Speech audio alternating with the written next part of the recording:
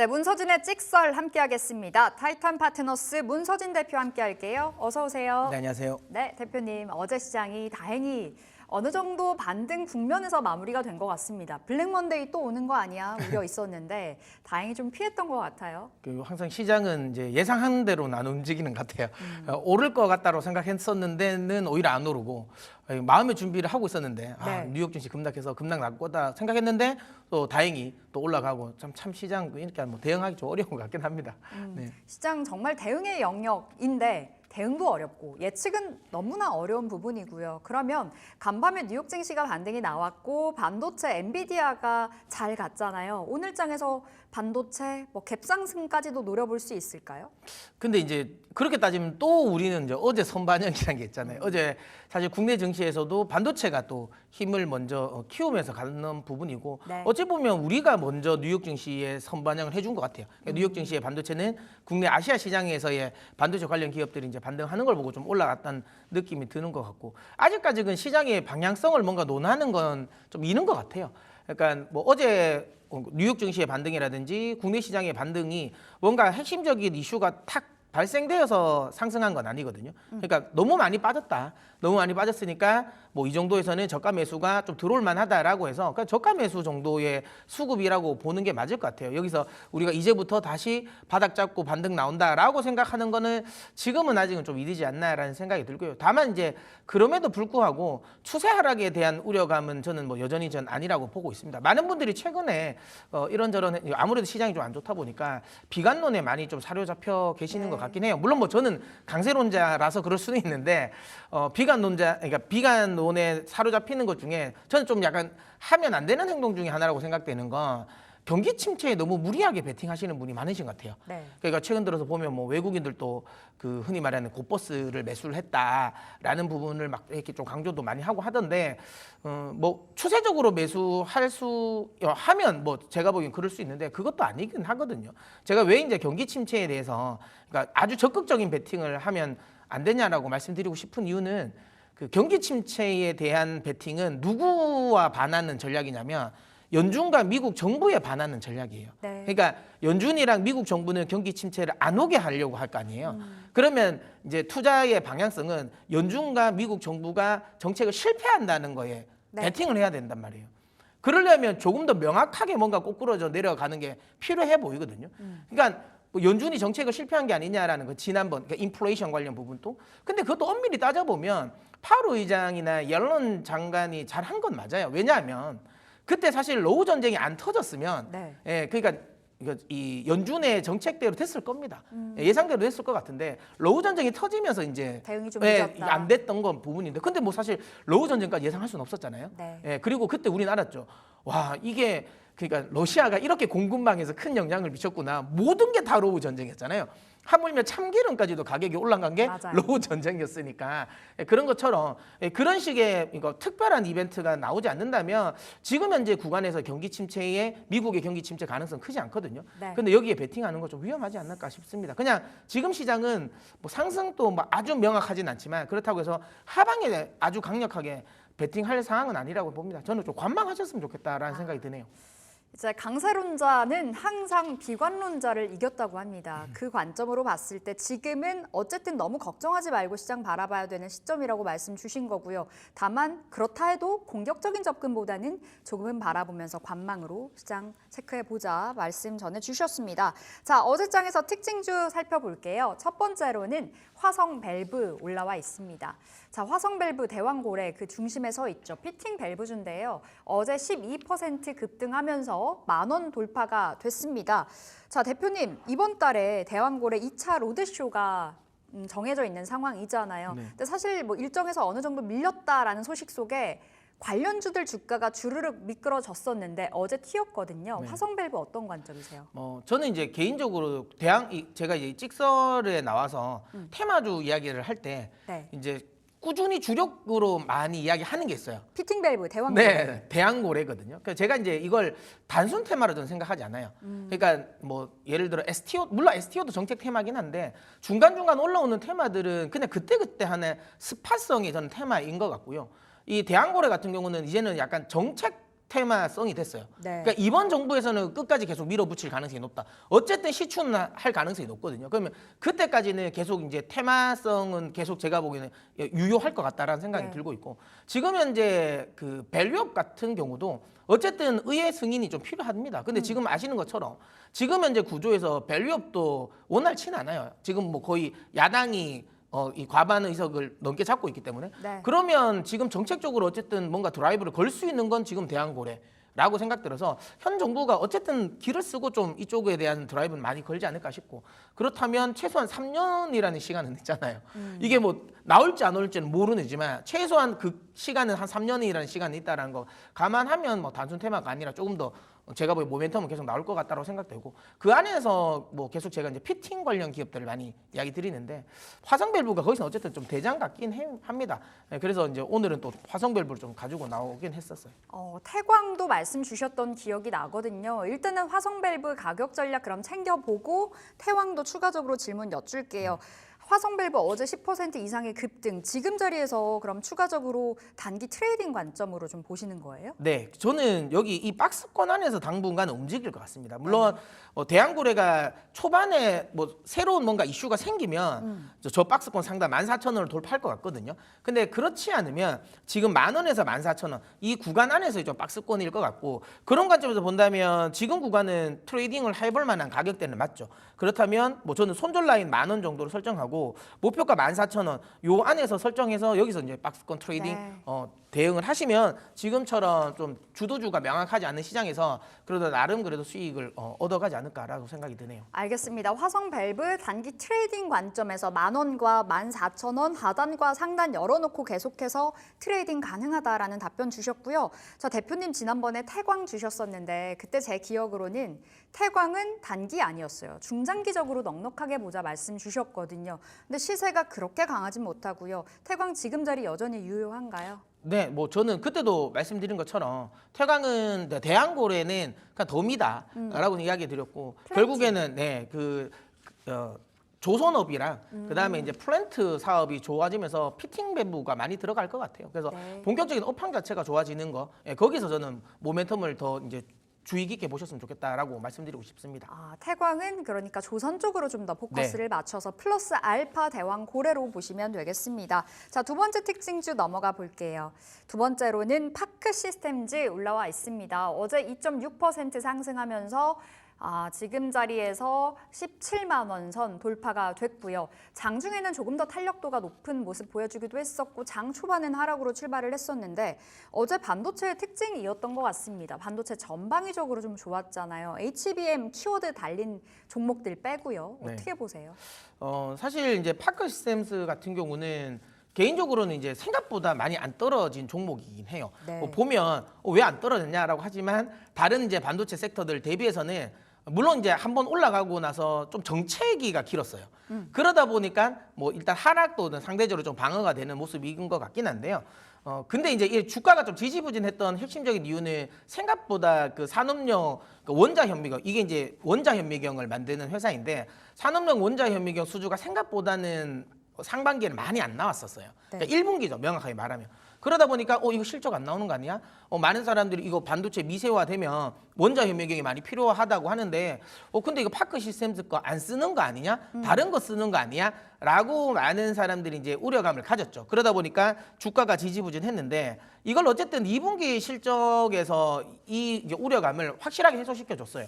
2분기 실적이 어닝 서프라이즈가 나왔거든요. 그러면서 아니야 우리 원자 현미경 사람들 많이 써 이렇게 이야기가 나왔고 하반기는 더 많이 쓸 가능성이 높다라고 생각됩니다. 왜냐하면 지금 이제 원자 현미경 자체가 결국에는 원래는 이제 전공정단에서 많이 들어갔거든요. 웨이퍼를 검사할 때. 네. 그러니까 워낙 이제 그 웨이퍼가 미세화가 되다 보니까 뭐 몇 나노 많이 이야기하잖아요. 그러다 보니까 그걸 이제 검사를 하려면 일반 현미경은 안 돼. 전자 현미경까지도 안 되고 이제는 원자 현미경 단위로 봐야 되기 때문에 전공정에 굉장히 많이 쓰였었는데 최근 들어서는 HBM으로 넘어가면서 HBM 단도 엄청 지금 단수가 높아지면서 엄청 미세화가 되고 있거든요. 네. 그러면서 거기에 우리 흔히 말하는 이제 범퍼라고 해서 그 이제 솔더볼을 이게 붙인단 말입니다. 근데 그 솔더볼도 엄청나게 작아졌어요. 그럼 그거가 잘 붙었는지 안 붙었는지 검사를 하려면 거기에도 또 원자 현미경이 들어가야 되거든요. 그러니까 원자 현미경이 적용돼야 되는 범위가 계속 확대되고 있어요. 예전에는 전공정 단에만 들어갔다면